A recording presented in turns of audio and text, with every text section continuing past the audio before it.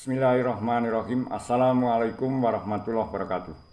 Praise be only to Allah SWT and to Muhammad the Prophet, peace be upon him. Good morning, how are you? Bagaimana kabarnya anak-anak kelas 7? Mudah-mudahan kamu dalam keadaan sehat. Pak Guru memberikan motivasi kepada kalian semuanya agar semangat belajar, rajin belajar. Karena hanya anak-anak yang demikian itulah yang insya Allah akan sukses dalam belajarnya maupun hidupnya. Dan buanglah jauh-jauh sifat malas, karena sifat malas itu hanya akan membawa keburukan. Dan jangan lupa untuk selalu berdoa kepada Allah SWT agar cita-citamu bisa tercapai. Baiklah anak-anak, kita pada kesempatan kali ini Pak Guru akan membantu kalian belajar bahasa Inggris, yaitu tentang preposition of time, kata depan yang digunakan untuk menyatakan waktu. Untuk itu perhatikanlah penjelasan Pak Guru ini agar kalian bisa memahaminya. Baiklah anak-anak, kita mulai saja. Pengertian preposisi waktu atau preposition of time. Preposisi waktu adalah kata depan yang digunakan dalam suatu kalimat guna untuk menandakan waktu.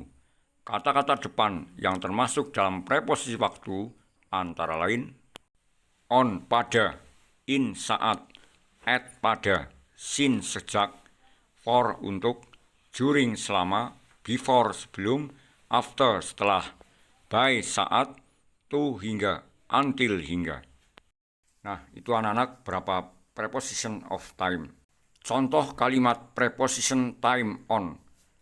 One, on. Kata depan on biasanya diletakkan di depan hari, waktu tertentu, tanggal, serta hari-hari besar. On Sunday, I will visit my grandparents. Pada hari Ahad, saya akan mengunjungi kakek dan nenek.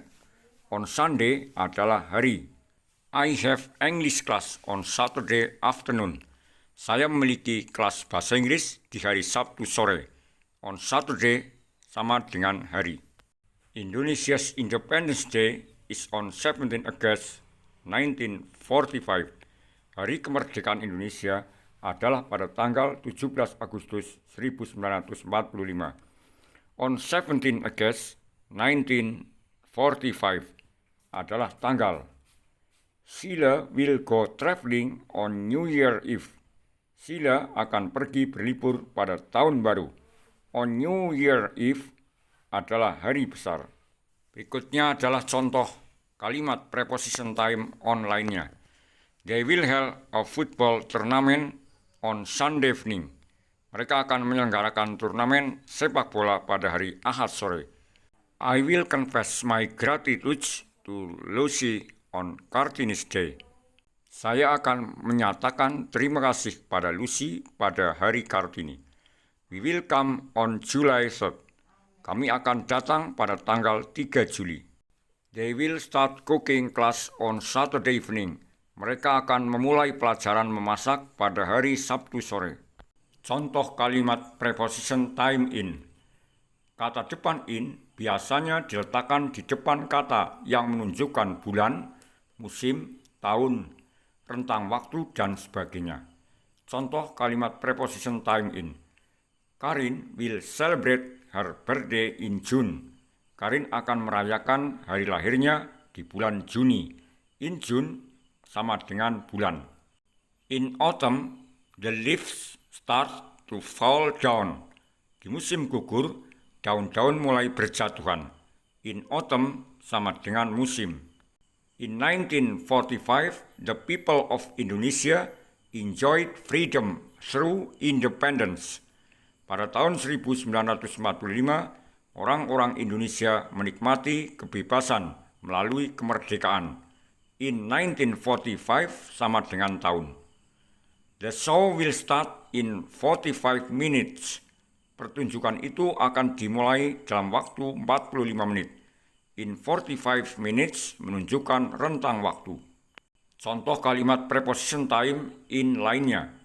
I will get mad if you do not fetch me in 15 minutes. Saya akan marah jika kamu belum menjemput saya dalam waktu 15 menit. The flower will bloom in spring. bunga-bunga akan bermekaran di musim semi. That company will be holding a bazaar in January. Perusahaan itu akan mengadakan bazar di bulan Januari. Contoh kalimat preposition time at. At diletakkan di depan kata-kata yang menunjukkan waktu tertentu ataupun jam. He will take a nap at noon. Ia akan tidur siang pada siang hari. At noon sama dengan waktu tertentu. I will finish my class at 7 p.m. Kelas saya akan selesai pada pukul 7 malam. At 7 p.m. menunjukkan jam. Contoh lain penggunaan preposition time at. She usually go to work at 7 o'clock. Ia biasanya pergi bekerja pada pukul 7 malam. Please meet your teacher in front of the class at noon. Tolong temui gurumu di depan kelas pada sore hari. The show will start at 7 p.m. straight. Acara akan dimulai pada pukul 7 tepat. Since, kata depan since diletakkan di depan kata-kata yang menunjukkan waktu tertentu di masa lampau. Contoh kalimat preposition time since. That building has been demolished since 1978. Bangunan ini telah dirobohkan sejak tahun 1978. Since 1978 sama dengan waktu tertentu di masa lampau. Sheila has not been feeling well since yesterday evening. Sheila merasa tidak enak badan sejak sore kemarin. Since yesterday evening sama dengan waktu tertentu di masa lampau.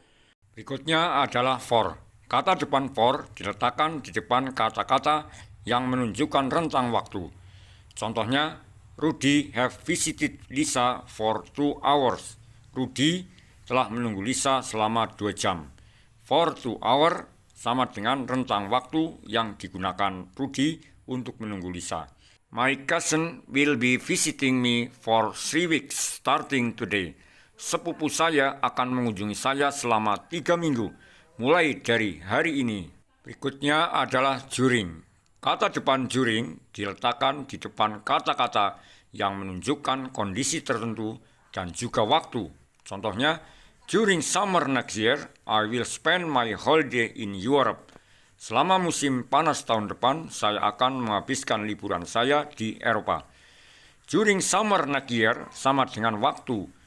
I will return home during school break. Saya akan kembali ke rumah selama masa liburan sekolah. During school break sama dengan kondisi tertentu.